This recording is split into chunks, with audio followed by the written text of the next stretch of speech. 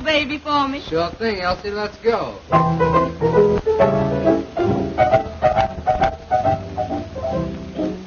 You must have been a beautiful baby. Why, you must have been a wonderful child. When you were only starting to go to kindergarten, I'll bet you drove the little boys wild. And when it came to winning blue ribbons, you must have showed the other kids how. Why, I can see the judge's eyes as he handed you the prize. I bet you made the kiss bow, 'cause you must have been a beautiful baby. 'Cause baby, look at you now. Why, you must have been a beautiful baby. Why, you must have been a wonderful child. 'Cause when you were only starting to go to kindergarten, I bet you drove the little boys wild.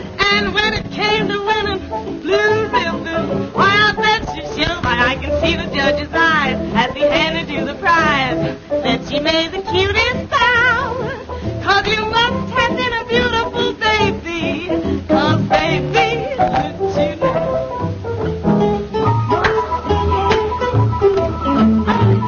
Sing it, boy, sing.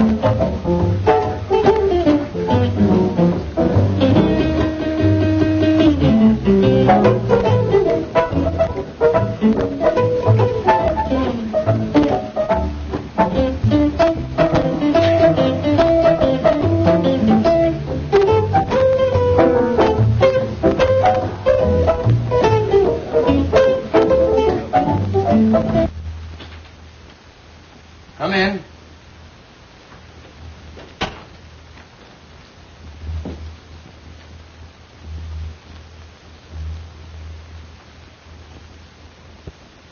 Hello, Elizabeth. What's on your mind?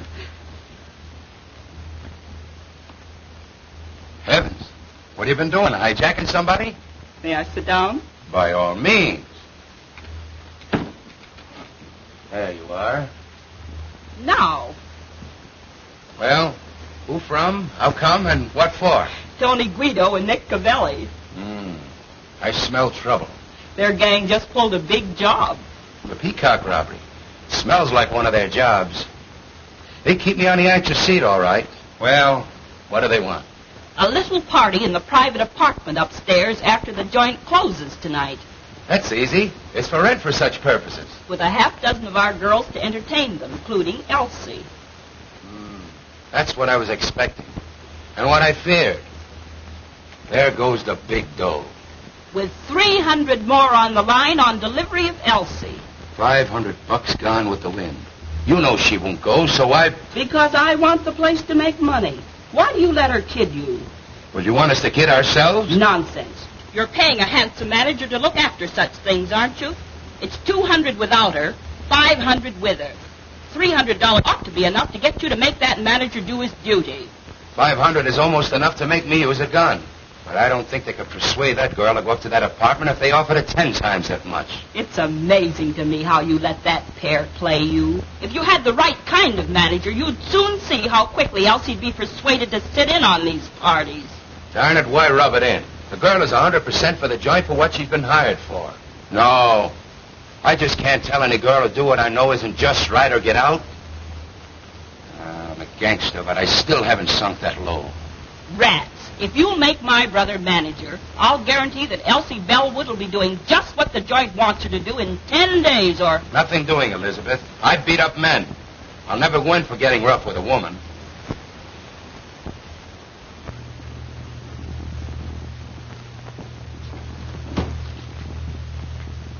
Oh, Mr. Farina. Yes? Step here a minute, please. Get a load of that specialty.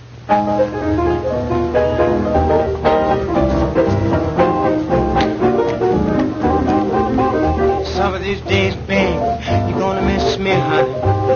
Some of these days, babe, you're gonna feel so lonely. gonna miss my hugging. You're gonna miss my kissing. You're gonna miss me, baby. When I'm gone away, you're gonna feel so lonely, baby. Just for me only. For you know, baby, you done had your day. And if you leave me, you know you're gonna grieve me. You're gonna miss your little brown skin chocolate drop mama some of these. You're gonna miss me. You're gonna miss me? You're gonna miss me. Ow. What is that? Watch it, boys. You're gonna miss your little brown skin chocolate drop mama some of these days.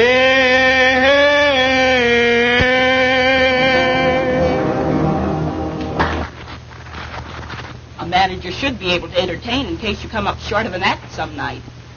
You saw that. Think it over, Mr. Farina.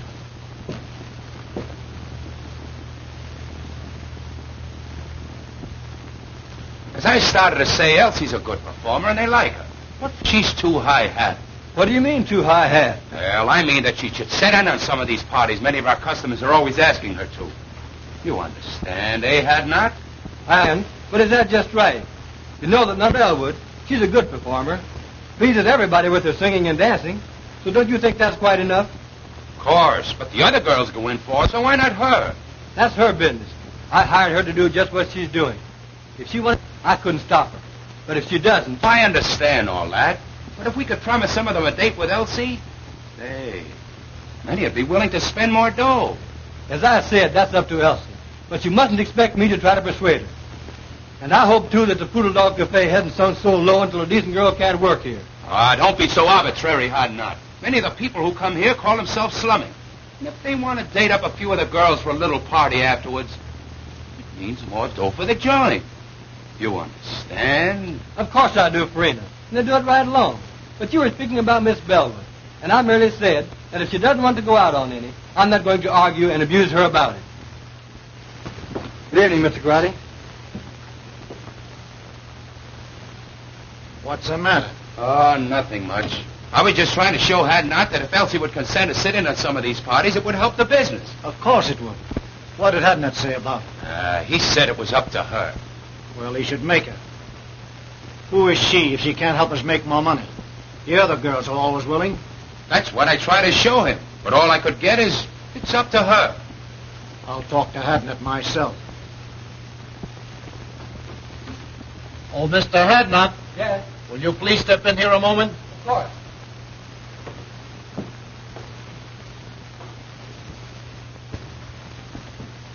Have a seat. Cigarette? No, thanks. Mr. Hadnot, my cousin tells me you don't like the way we run our place. Hadnot don't think that we ought to try to persuade Elsie to go out on parties if she don't want it. I said that I wouldn't try to... Now, this Elsie girl, she's very attractive. Some of our customers will sit in a little party now and then. You understand, after the place closes.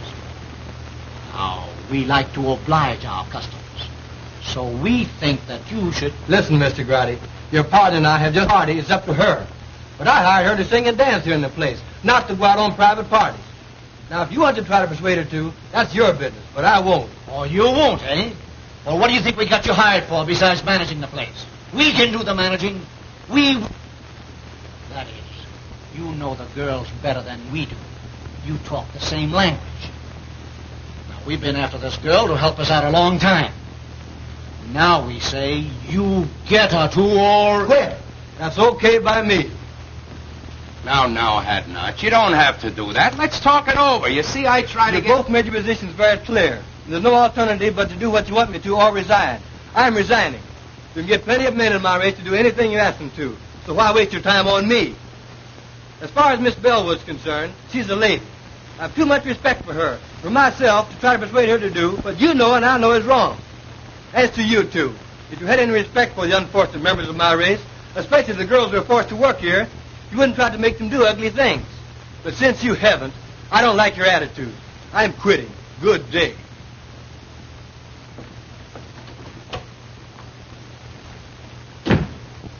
I was coming in to see Mr. Farina, and I couldn't help overhearing what was going on inside. What does he mean?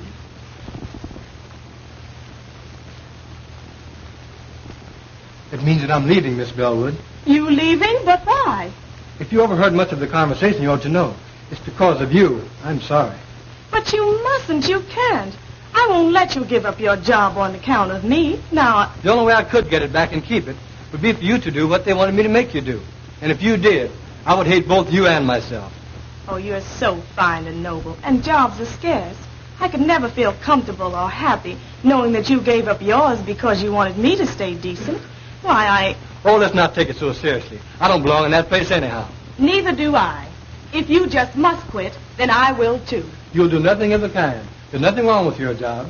And you don't have to change your ways just because some drunken, depraved customer wants to go flying around with you. Meantime, the customers like you. And you're making more money now than it is possible for you to make anywhere else. Forget about me and the cheap job I had. But don't you understand that I understand all about what you want to say. But the fact is, I've been appointed to a job on the detective force. I was going to quit the first of the month anyhow. The prosecuting attorney is anxious to break up the cabaret racket. And their efforts to force you to be bad, whether you want to or not, should be a part of it. Anyway, I've got a better job. So go in there and do your work and keep on being nice. I like you that way.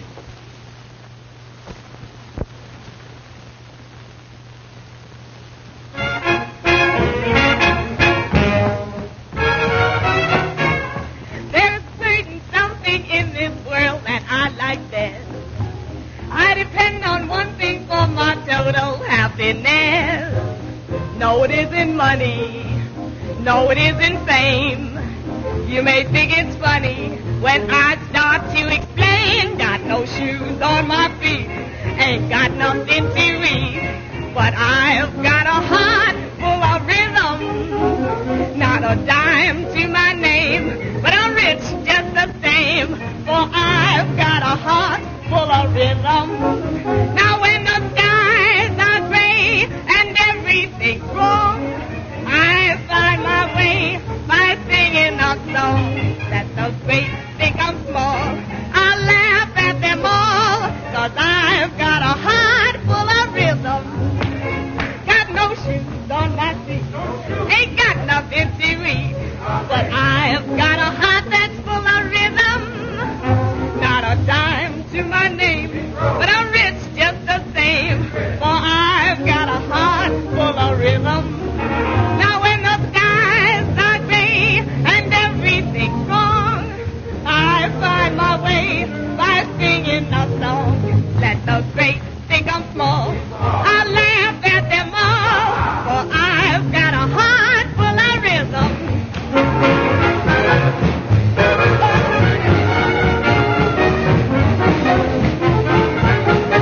Now let the great think I'm small. I laugh at them all, but I've got a heart full of rhythm.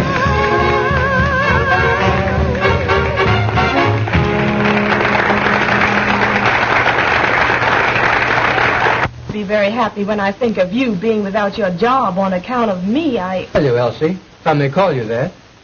You may, of course. Thanks. That makes it easier. Getting back to what we were talking about, I was trying to tell you that I didn't care. You see, I've been studying for detective work for 2 years. It comes under civil service. I took the examination. Thing is all right. I don't have to worry about a job for me any longer. With a better job, I can do more good. Naturally, I'm glad that I can now be more independent and stand up when the occasion rises for decent girls like you. I sure like you for that. And I shall always respect you. I hated to think that you had to suffer any inconvenience or embarrassment on my account. However, I like to think that the Negro race have such a terrible time. If we had a few more girls like you, maybe it wouldn't be as hard as it seems. By the way, did you happen to notice anyone hanging around to take my place? Yes, those Landry boys. Incidentally, distant relatives of mine. They're made to order for dirty work. They'd hardly stop at murder. So, I may have to quit after all. No, the customers like you too well. Just you stand pat, and they'll soon quit trying to persuade you. I hope you're right. It was bad enough for the help while you were there. But with those outfit like my relatives in charge, well, I shudder when I think what those poor girls will have to put up with now. Oh, you don't need to. I'm on the getting outside. I can be out in a jiffy and upstairs before you can get around on this side. I want to thank you for a fine evening. But if I find out that you're lying about that detective job, I'm going to make you let me do something that I never thought I'd ever do. Take care of a man.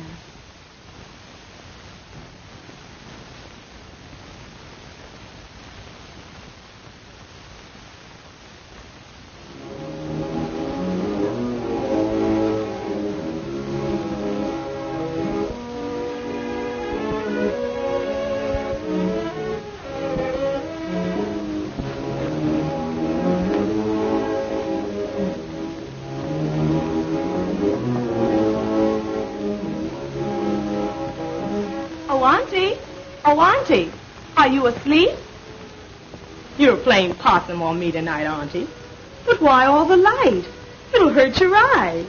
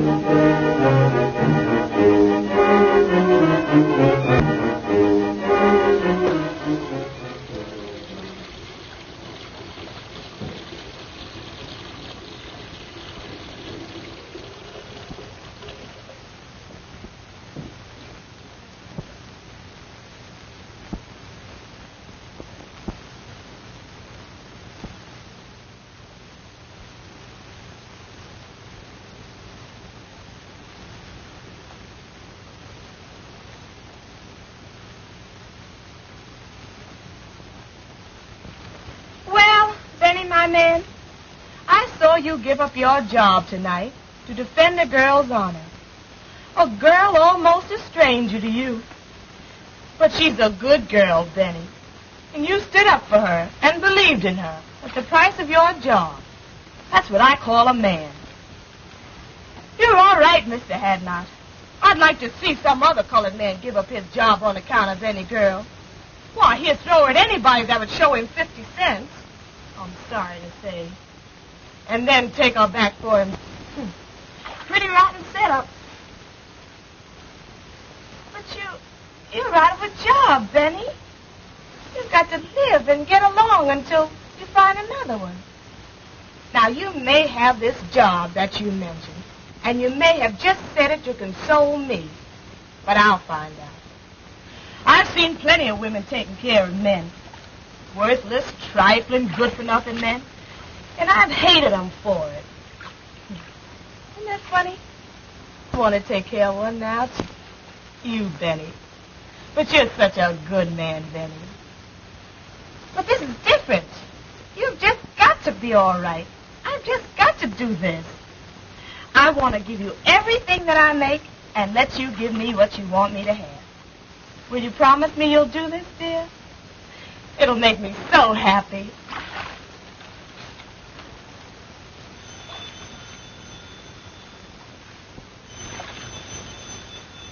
The phone. That's strange.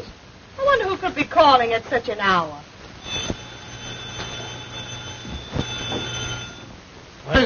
What do you say we start the session with a little drink, yes? Okay for us, boss.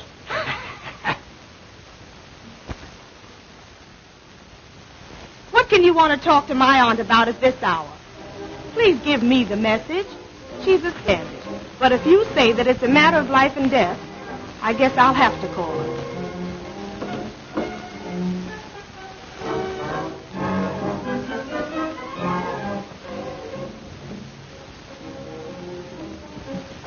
Oh, Auntie. Auntie, someone wants you over the phone.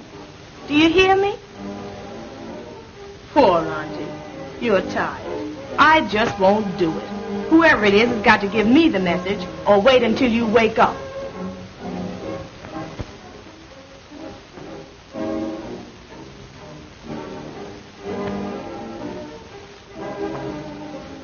Hello? Hello? Hello? Hello? Hello? Hello? That's strange.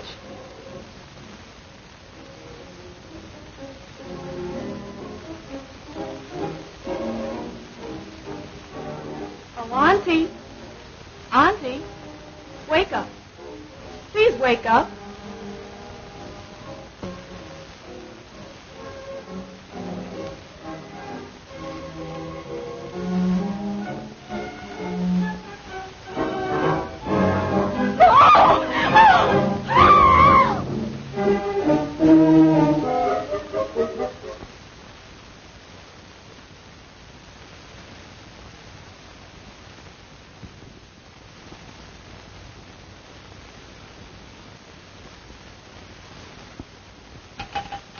Operator! Operator! Get me to the police station, please! Quick! You say you arrived home about 3 a.m. and thought upon seeing your Aunt laying as we discovered her that she was asleep? I thought she was asleep. When did you discover that she was dead, had been murdered? As I was finishing my bath, the phone rang. Yes? I left the bath and went to answer it. You answered the phone. I answered the phone. And? The person calling wanted to speak to my aunt. They insisted upon speaking to her. I asked them to give me the message. So, finally, when they insisted that it was a matter of life and death, I told them to hold the phone and I would go and call her. Then? Then I went in my aunt's room and called her. But she didn't awaken. She didn't awaken. Did you shake her? We usually do so when someone is hard to awaken. No, I didn't shake her. She was sleeping so peacefully that I decided that I would go back to the phone and insist upon them giving me the message. So you went back to the telephone and... I went back to the telephone, and I didn't get any response. The person calling had hung up. Had hung up? I tried and tried, but I couldn't get any answer. You're quite sure that no one answered? Positive. That aroused my curiosity. I began to feel suspicious. So, finally, I went back to my aunt's room and called her and shook her. And it was then that I discovered that she had been shot. That she was dead.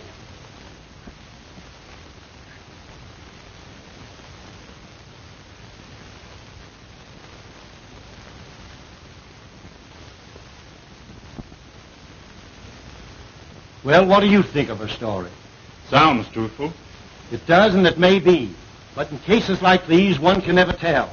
It always pays to reserve decision until you learn more. That's true. Who is the girl? Her name is Elsa Bellwood. Do you know her? In a general way. I've talked with her. She's considered a very good singer and dancer and works at the Poodle Cabaret. I see. Do you know anything about her reputation, her character? She's in the show business, you know. This case seems to offer something. It is unusual.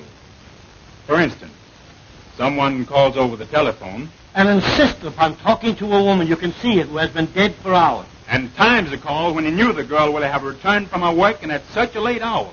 If the girl is innocent in this murder, then someone who called knew something about who did it, if they did not kill her themselves. Now, if the girl killed her aunt, she would have had to leave the cabaret. I guess, say, between 10:30 p.m. and midnight. Go home, shoot her aunt while she was asleep, go back to the cabaret, go on with her work, and then come back here in an hour and call the police station. It's too complicated for the arresting officers. There's only one thing to do. We'll have to take her downtown and hold her. I'm sorry. She seems like a very nice girl and truthful. But somebody killed that woman. Now, as the girl was the only one here, there's only one thing to do. Take her downtown and book her. Come on. Does this mean that I'm under arrest? I'm awful sorry, but you are. Oh. And it means that you're going to lock me up? Put me in jail? Yes, I'm awful sorry. I'm not blaming you. There's been a murder, and the law has got to find out who did it. Well, there's no one else to hold it this time but me. So... If you have any idea who did it... No, not the least. Not the least. I can't imagine anyone wanting to kill my aunt. Poor auntie.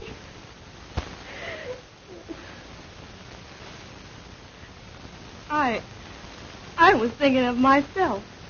I've never been arrested before. And now they're holding me for something that I don't know anything about.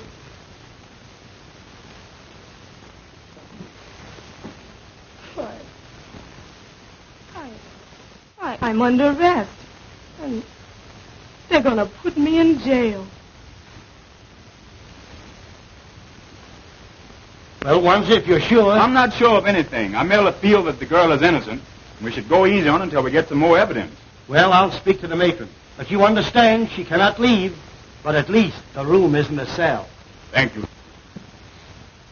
I've talked to the matron has a room here with a bed in it, so we're going to let you have it so you can get some sleep. Then when you're brought before the DA this afternoon, you'll be more rested and composed and think more clearly. You must be awful tired after such a night and all of this. Thanks. You're very kind. I am tired. Very tired. I feel... Oh, I guess I just don't feel anything anymore. I'll call the matron now. Do you know a lawyer? Have you some friends? I have no lawyer. I know a lot of people, but I'm afraid they won't understand this. I just don't know what to tell them. Do you have a boyfriend? No, A pretty girl like you? You must have somebody you like or who likes. Oh, I didn't say that I didn't know anybody. I know a man, but I don't... He would come closer to under than anybody else. If you have a pencil, I'll give you his name and address.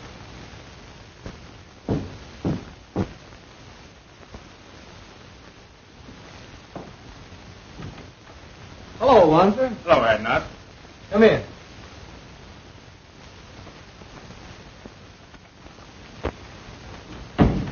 Have a seat. If Miss Bellwood didn't want to go on these private parties, you know what that means. I wouldn't make her go. Say, if I had my way, I'd clean up every cabaret like the Poodlock in this town. I stay so annoyed when I have to look upon other girls forced to put up with all they have to that it just makes my blood boil. Well, that was the trouble, and why I lost my job. Miss Bellwood is a good girl. She's a good performer, and the people like her. So I was thumbs down on making her do anything, other than the work she had been hired to do, for her to hold a job. So that's why I'm out of the Poodle Dog. That's too bad, Hadnot. But what about your appointment to the detective force? That's gone through, and I'm starting to work the first of the month. Good. I'll be glad to welcome you. Thanks. But getting back to the girl, can you imagine her committing a murder? We couldn't even force her to go on a private party. I'm positive that she doesn't know anything about it. But this is the law, so you see what we are up against. Sure, I understand. Well, get your things on and come on down to the station with me, and we'll see what we can do. Of course. I'll be ready in a few minutes. Come in.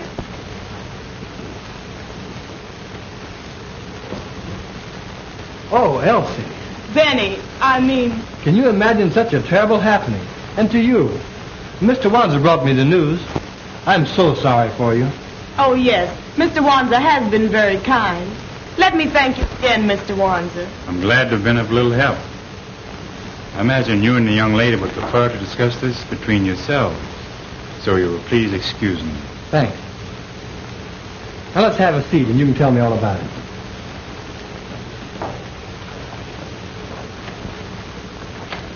As I understand it, she had been dead several hours when you found her, after your arrival home.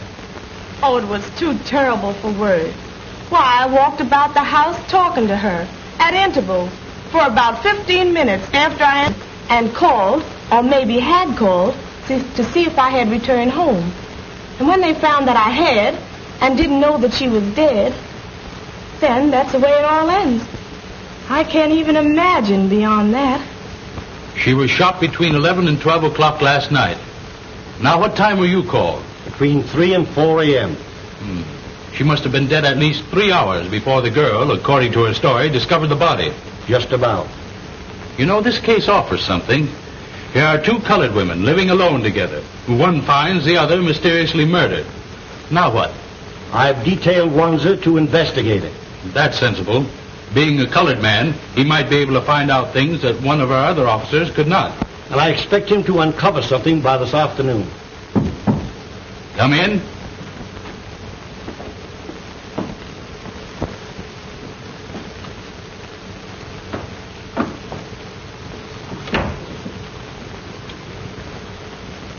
Now tell Mr. Eckert, the district attorney, how you're related to Miss Bellwood and what you know about her arm. Well, I don't know that I ought to. Go ahead, sister. Tell them all about it. Well, all we know about the murder is what we read in the morning papers. Of course, we know, that is, we knew the victim, Josephine Hawkins. In fact, she was a cousin of ours. Oh, your cousin. So you were related. All right, go on. And this Miss Bellwood was her niece and lived with her. That we have already found out. Miss Bellwood told us that when we went to her house this morning. Of course, I merely mentioned the fact so that you'd understand. Now, what did this Mrs. Hawkins do? How did she live? You mean Miss Hawkins? She wasn't married, had never been married. Oh. No, she owned a beauty parlor that she ran downstairs in the same building. Have you any knowledge or idea how the expenses of the apartment were shared? No, I don't know. But I do remember once talking to her and of her saying that she had an awful lot of insurance for a woman, but that Elsie, her niece, had taken it out on her and was paying the premiums. So she was heavily insured, and her niece, whom we are holding here, paid the premiums, even had the insurance taken out. That's what she told me. Just when did she tell you that? Oh, 3 or 4 months ago, I'd say. That, of course, could be a motive for the murder. But we want to know more, Mrs. Green. The whole story. All you know. It's all right, Elizabeth. Go on. Tell them all you know. Well, Now, just a minute. Come here. You keep telling her to talk. How about you doing some talking yourself? What are you ordering her to tell? What do you know? Well, you see, I just got a job to manage the Poodle Dog Cafe last night. Oh, I see. You got a job to manage the Poodle Dog Cafe, and you got it last night. So what? Yes, he must tell all he knows. A murder has been committed, and the law must find the guilty persons. So tell all you know, if anything, about it. Well, we don't know anything much, mister. But you said the murder was committed between 11 and 12 o'clock last night. We were at the Poodle Dog Cafe from 9 o'clock last night, waiting to see Mr. Farina and Mr. Garotti about this job. At around 11 o'clock, I...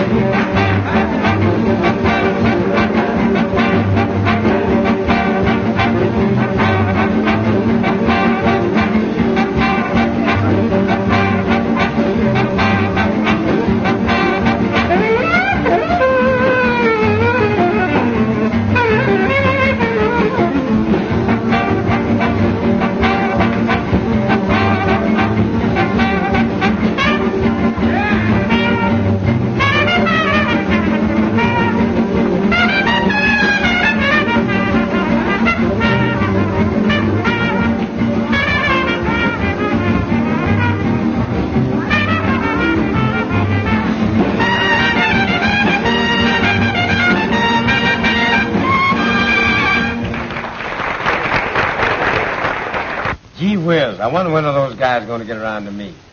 We've been waiting here for 2 hours. I'm getting tired. Well, go on outside and catch some air. But we're going to keep on waiting until they send for you if it takes all night. All right, I'm going outside. I'll go along with you. What time is it, anyhow? 8 minutes to 11. Now, how long are you going to stay out there in case they send for you? Oh, I don't know. 5 or 10 minutes. All right. I'll expect you back in 10 minutes. Be sure you're back in 10 minutes, however. And I hope you get back before they send for you. So do I.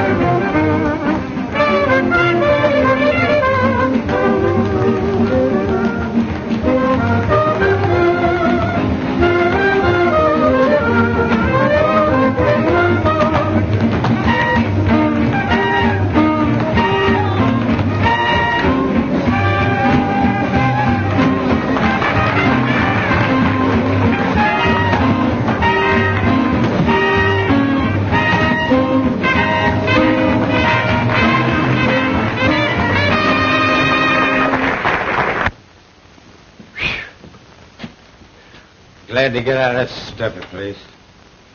Cigarette? Yes.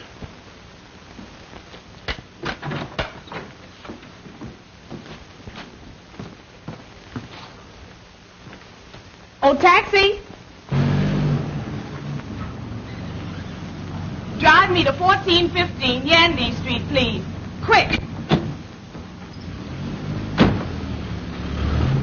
I sent my brother back inside and asked him to call me if I was sent for. It was pleasant outside, and I hung around half an hour. It was perhaps 25 or 30 minutes later when...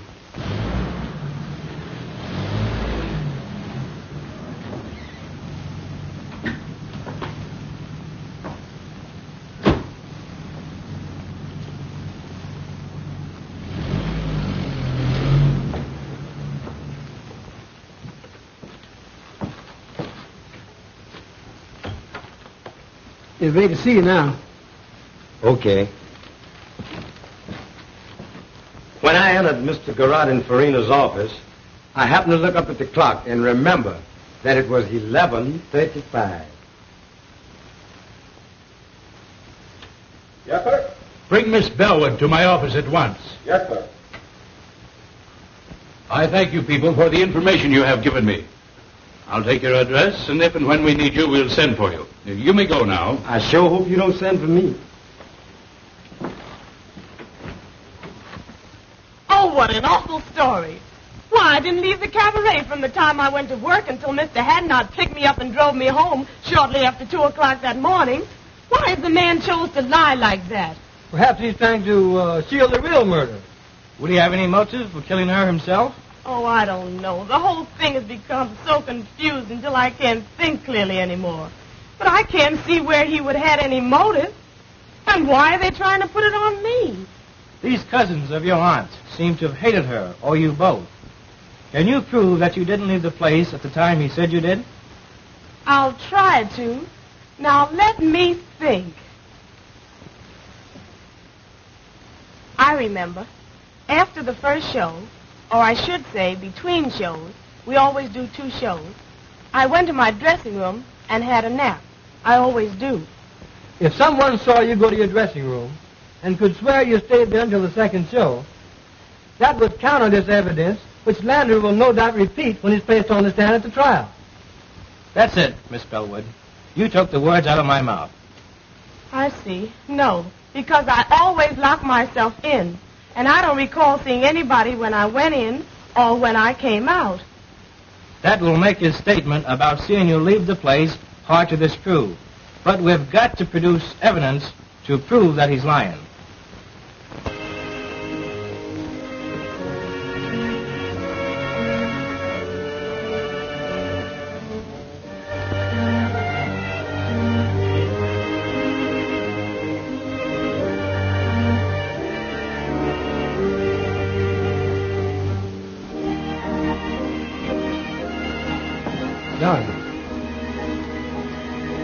There's no use, Benny. Why give me false hope? Just leave me here to slowly succumb to this living death. I want to forget that I was ever born, and that I ever had any hope, and that I was ever a free person, once happy and hopeful. I can both understand and appreciate your hopelessness and despair, Elsie. But I want to tell you, dear, that I love you, have loved you long before you even knew it. And that I've dedicated my life to righting this great wrong and setting you free. Since you didn't kill your auntie, somebody else did. So you see, I must ultimately succeed, and I will succeed. Oh, what you say sounds so beautiful, Benny. But I'm only a convict now, and I shall always be pointed out as a convict. You're a victim of circumstances, Elsie. You're not the first person to suffer this misfortune. When the guilty persons are brought to justice, you'll be a martyr, and no person can point a finger of guilt or scorn at you. I'm going to help you, dear, but you must help me to enable me to help you. Help you, Benny? How can I? Easily and simply. I believe Mrs. Green and her brothers either killed your aunt or hired somebody to do it. At least know who did. Either way, the truth is not before very long. Some Negro mixed up in this is going to talk. They always talk. And they can never keep a secret, especially one so important as a murder. Maybe. But why haven't they talked? They know... Don't you catch my point, dear? You had to be convicted first. They've kept so busy telling lies to put you here that they couldn't start talking up to now. But with you convicted and here in prison, they'll soon relax. They'll think they've been smart in putting you here and don't know enough to realize that you can be gotten out. Their first move now will be to try to get the insurance money. I'll bet I'll be able to write you in less than a week if they've made application for it. I love you, dear. You're my great incentive. Kiss me.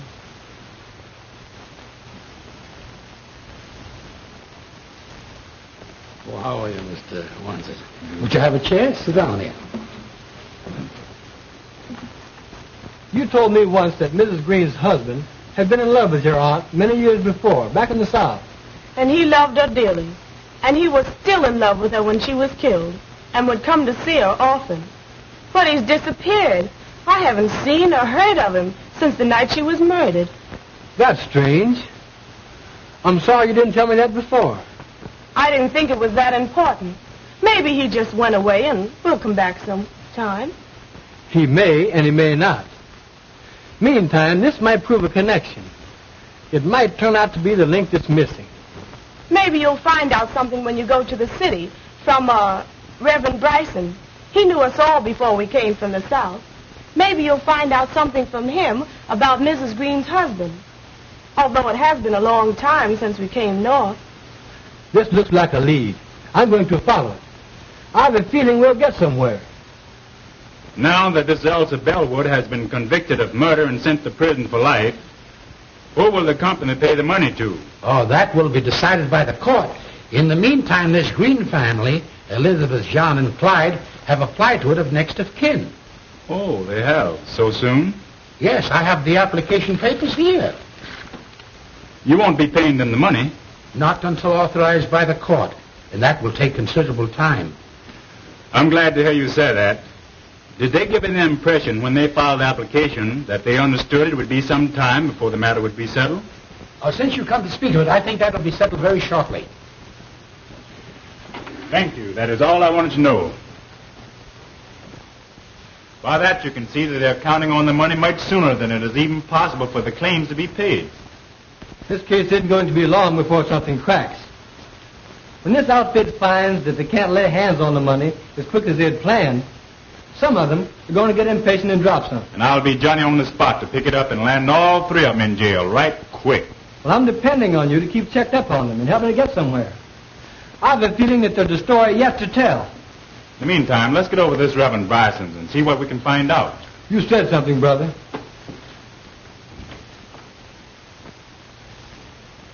Be seated, gentlemen.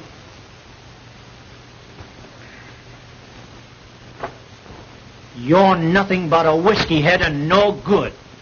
We have liquor here to sell to customers, not to be soaked up by the manager. You stay drunk. Nobody likes you. So you're through. Now get out.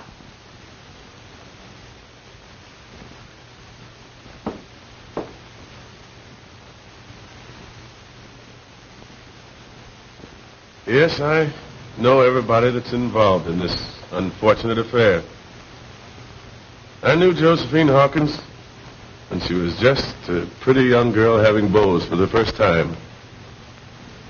I knew Elizabeth Landry when she pulled the trick on Ned Green that made them man and wife. She says that she's going to have a baby and that I'm his father. Are you? Maybe I am and maybe I ain't. You know I ain't the only one that's been running around with her. Well, that's the chance you take, young man. She has you charged with fatherhood. There's no alternative. What do you mean there's no alternative? Well, I mean that you must marry the girl. But I don't love her. Never did and never will. You know who my girl is. You know who I've been going around with. And I ain't afraid to tell you that I love Josephine Hawkins. She wouldn't come up with no tale like this. Why should she want me to marry her when she knows that I'm in love with her cousin? Well, that I don't know, young man. Now, you admit that you've been having clandestine affairs with that girl. She charges you with being the father of her unborn child. If you do not marry the girl, she'll have you arrested and put you in jail. You have a very good reputation, and you shouldn't permit either yourself or the girl to be scandalized. When you get ready for the ceremony, bring the girl here to me. Well, I married the couple, and 3 months later,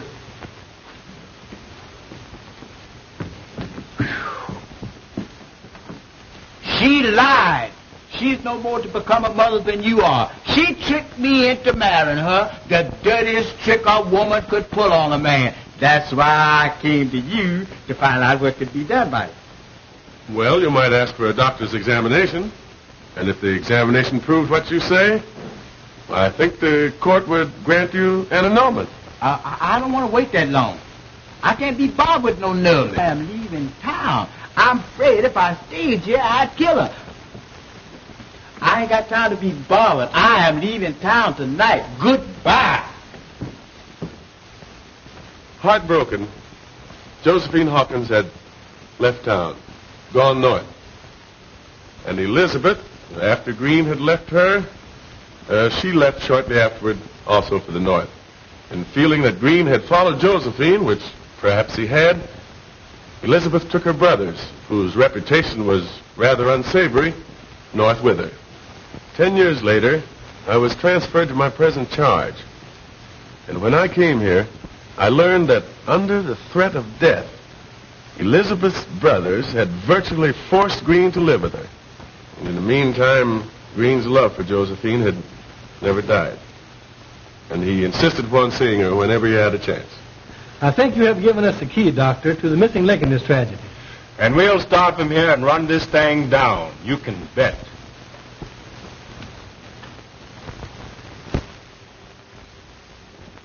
Here we are, broke, strapped. It may be months before we get this money, if at all, and you must keep pouring liquor down your dirty throat until the Italians get disgusted with you and kick you out.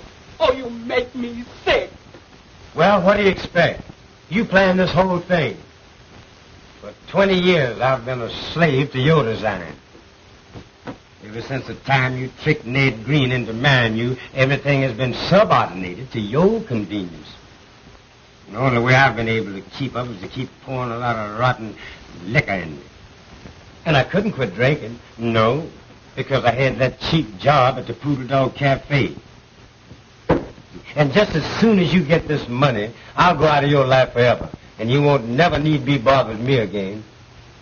I'm sick and tired of the whole thing. And I'll be glad when it's through and all over with.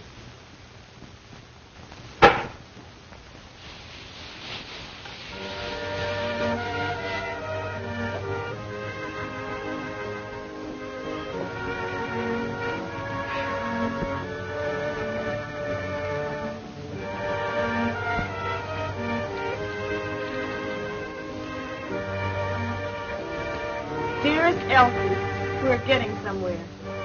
Very soon the case will be cracked wide open and you'll be free. In the meantime, now and always, dear one, that I love you. Love you. Benjamin.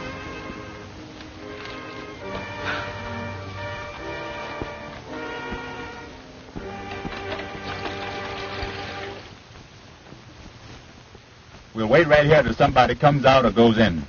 I have a feeling we won't have to wait long. Hey, son, come here. Yes, sir? Live around here? Right across the street in that house with the yellow shades. How about the house next door? Mrs. Green lives there. Mrs. Green? Yes, sir, and her two brothers, John and Clyde. Nobody else? Well, her husband used to stay there, but he don't no more. He doesn't anymore. Why? I don't know. He just don't. He ain't been there in a long time. I think he went away somewhere. Anyway, he ain't there no more. But Mrs. Green's brothers, do they still live there? Oh, yes, sir. One of them's there now. He always is. The other one will be coming along soon. They eat about this time. And the other one will be coming along soon for his dinner. Which one's there now? John. He sleeps up until about this time. Then he gets up and eats. And then he goes down to the Maple Leaf Social Club. Maple Leaf Social Club, eh?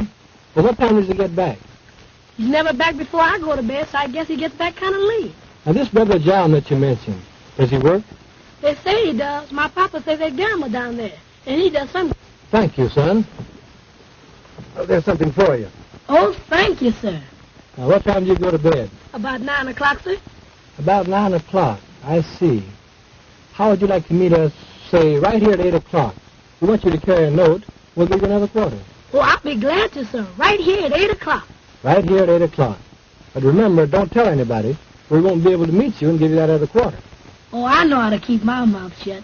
I'm studying to be a G-man. I won't tell nobody. Be sure that you don't. You can go now and meet us back here at 8 o'clock. At 8 o'clock? Don't tell nobody? I get you, mister. Goodbye. What's the idea, anyhow? I want to have a little talk with Brother John. A little private talk, and I need the boy to help me to arrange it. Let's go down to Morrison now for a glass of beer, and I'll tell you the rest when we get there. Now, that's the way we'll work it. Sir, that's a clever plan to have thought up all by yourself. Why didn't you think of it before? And why didn't Napoleon think of airplanes and howitzers? He could have really conquered Europe then. You go load the men into 2 cars and stop in the next block. They don't need to know what we're doing until we're doing it. I got you, Steve. Now, when I drive up, be sure and have your hand on your gun and be ready to get in the car and cover it. Understand? I got you twice. Okay, now going.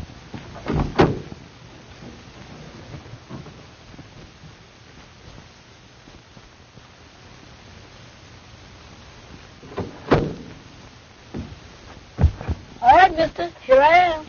So I see. Johnny on the spot. Always be on time, and you'll get somewhere by the time you become a man. Yes, sir. Say, do you know where the Maple Leaf Club is? Sure. I want you to show me that. So you drive up to the next corner, and you turn right, and there you are. All right, here it goes.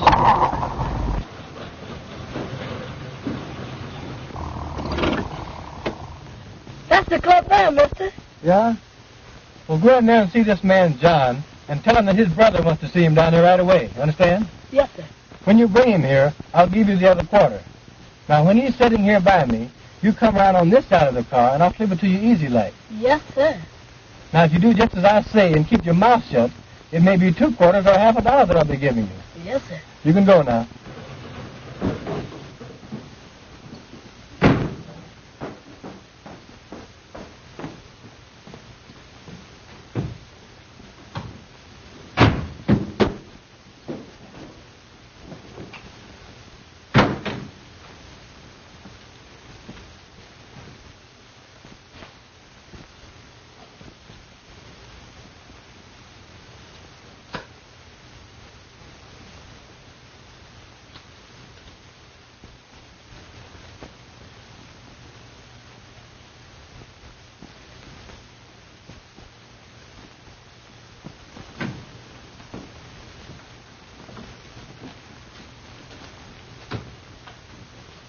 Hello, John. Well, hello, Hadnot. Ain't seen you in a long time. Been kind of busy since I left the poodle dog. Yeah.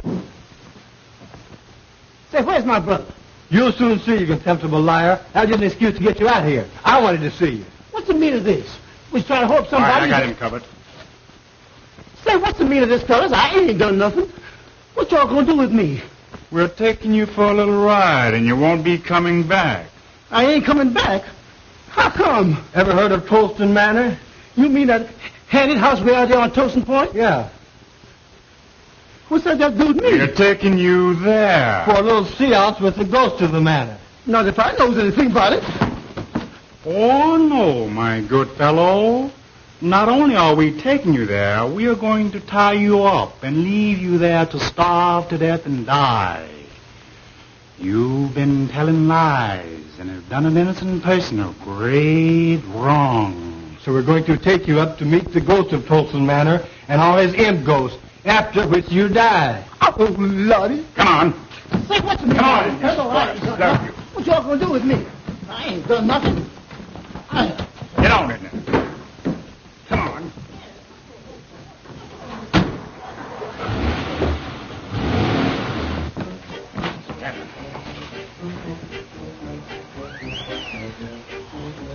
All right, Walter. Make the light, please.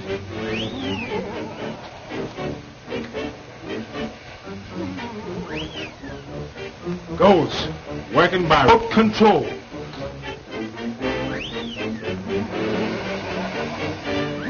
I hear that the only living things that visit here are huge buzzards with pink necks and white gills who fly down through the chimney and pick the bones of liars like John here, whose lips have caused great suffering. They tie them to that post over there. And when the buzzards fly down and devour our bodies, old Tolston turned their soul into imp ghosts. And every night at 12... Great goodness, it's midnight now. When that hand reaches 12, the ghost I've heard appear. At the stroke of 12, now watch.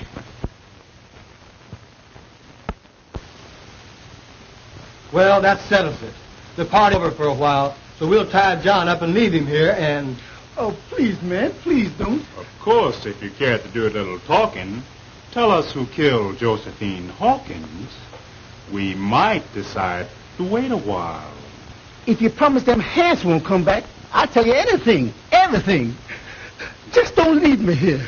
You're such a rotten, dirty liar until I hesitate to believe anything you say. You swore in court under oath, so how do you expect us to believe you out here? But I'll tell you why we brought you here, and why we're going to leave you here with these ghosts. You killed Josephine Hawkins. I killed who? Josephine Hawkins. And you lied about Miss Bellwood when you swore she left the cabaret and went home and shot her aunt. I didn't. What do you mean? I means I did lie about Miss Bellwood. So did my brother. But I didn't kill her aunt. Neither did my brother. I don't believe you. But we're going to tie you up and leave you here for the dirty lies you told on that poor innocent girl. We didn't kill her. I swears we didn't. But we did lie about seeing Miss Bellwood. And if you won't leave me here, I'll tell you all about it. Well, what do you think about it? Oh, I wouldn't believe this guy on a stack of Bibles.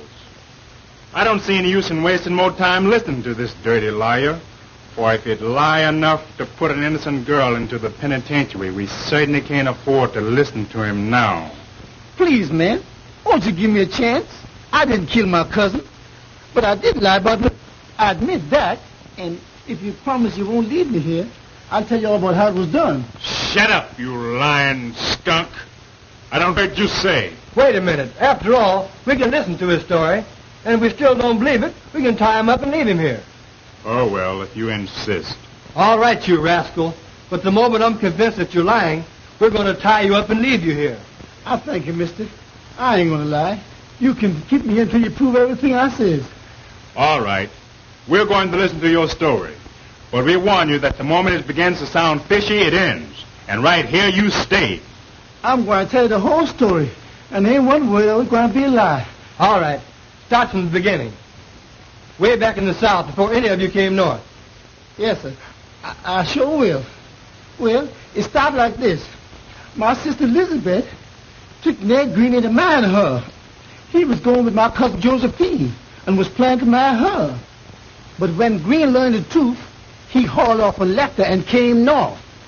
Josie found out somehow Green was mad, so she hauled off and left too.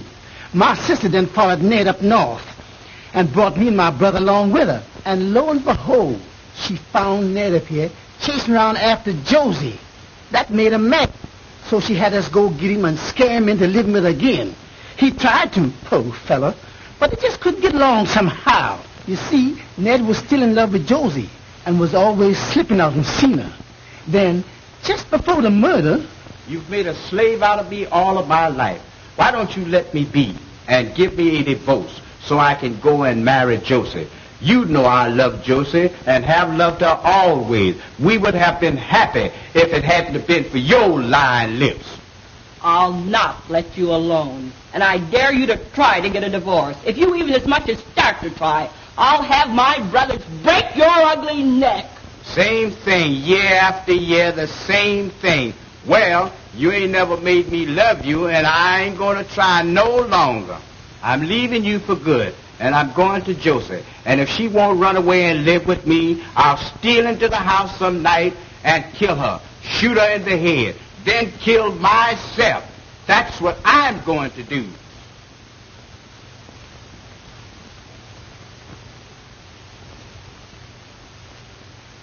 No dumb Negro like you ever had nerve enough to shoot anybody. And as for killing yourself, you make me laugh. But my sister was mistaken that time. For the very next night, that was the night of the murder, when we returned home from the cabaret where we testified we saw Elsie leave, then come back. We found a note.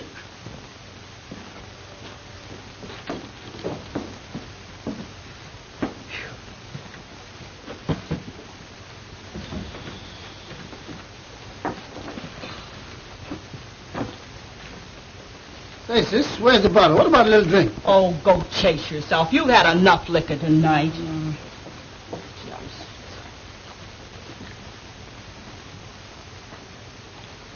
Say, what's this? There's a letter.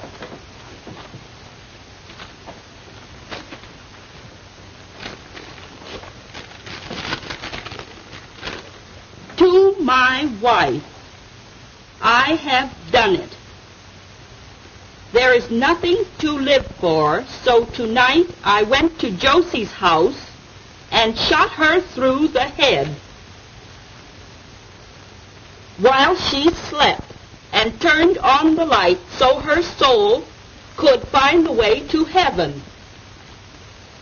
With Josie dead, when you find this note, I will be dead too. I am going to tie a rock around my neck and jump off Tyndall's Bridge.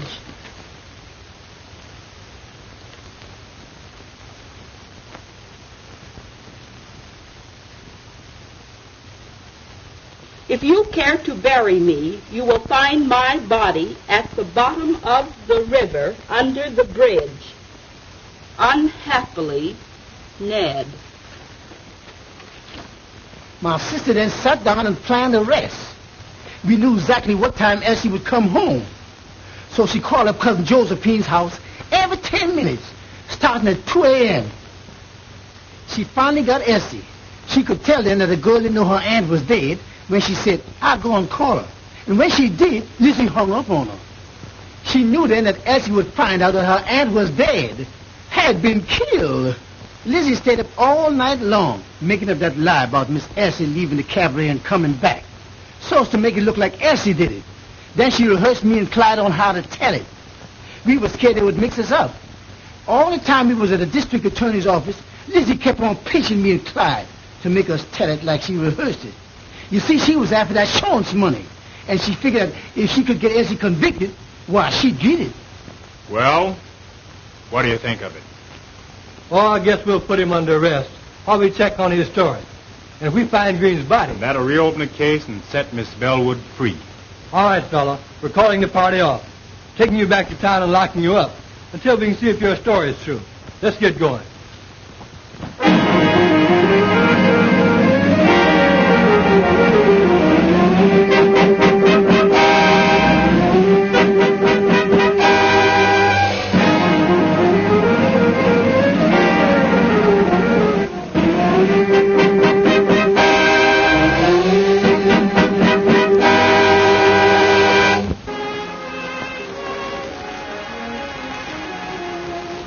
They're yours, dear. I'm giving them to you. Giving him to me? Well, what do you mean? Just what I say. They're yours, then, my darling husband. But Well, I'll explain. To begin with, I wouldn't have had them at all if you hadn't dedicated your life to the solution of the crime, which set me free. And next, for some strange reason, when I thought that you had lost your job on my account, I developed a means to give you my money, to take care of you if need be, until you got another job. Then suddenly, all I had been through began to happen. You saved me, you loved me, and you married me. And I love you. Now, after all this, if you want to make me happy, please take these checks, $15,000 worth, and do whatever you want to do with it. Will you promise me, dear? such a peculiar request, such a strange desire. But since you insist on making me a sort of guardian, I'll take the checks and establish a trust fund for our children, dear. That'll be all right?